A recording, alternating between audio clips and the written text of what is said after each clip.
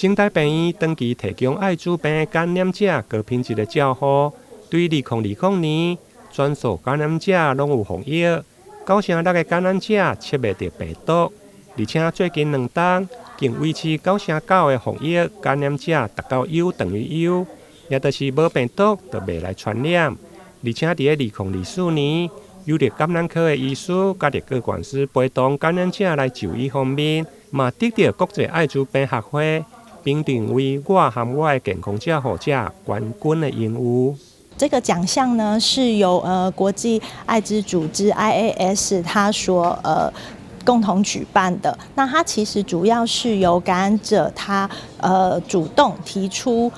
他的照顾者协助他透过了这个照护中来倡议平权。那我们医院呢有2个获奖的同仁，在全国23组的竞争者当中双荣获冠军的奖项。那像我照顾的个案，他其实是一个外籍感染者。那因为他在台湾，因为语言不通，然后经历了很多法律以及不同科别的照护，那他就觉得他好像就是被不同医疗的人员就是丢来丢去。那我也是在过程中陪伴他，然后经历了这个过程，所以他觉得他很感动，然后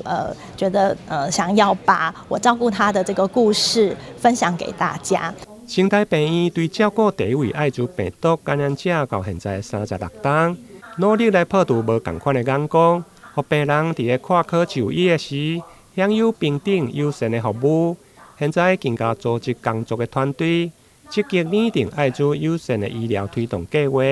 不管是环境、防诈，或者是教育训练等方面，希望会用个打造更较安心的友善医疗环境。台南新闻林根采访报道。